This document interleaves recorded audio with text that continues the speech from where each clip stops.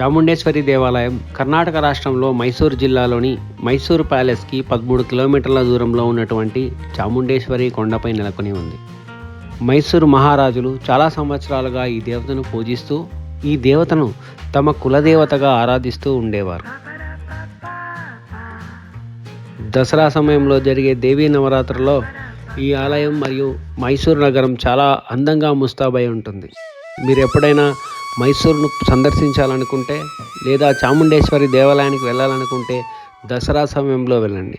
ఇక్కడ చాలా ఘనంగా దసరా వేడుకలు నిర్వహిస్తారు.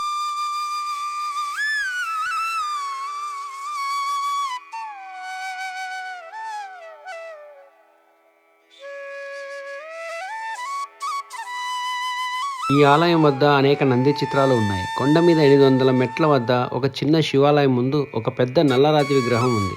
ఈ నంది విగ్రహం 15 అడుగుల ఎత్తుతో 24 అడుగుల పొడవుతో ఉంటుంది. ఈ నంది విగ్రహం మెడ చుట్టూ చాలా అందమైన గంటలు చెక్కబడి ఉంటాయి.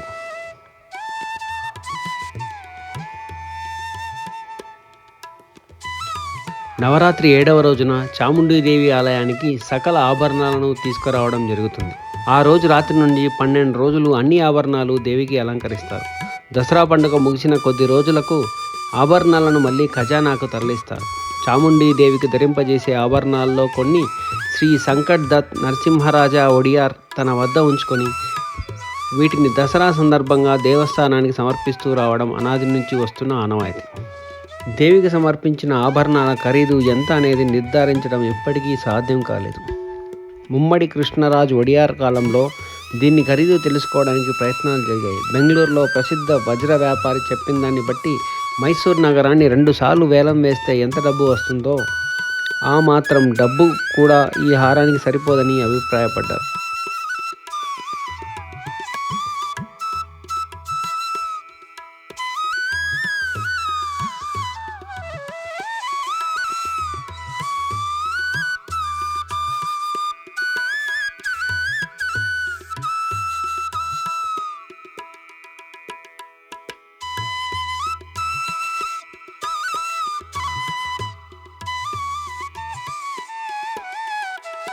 Like, share and subscribe.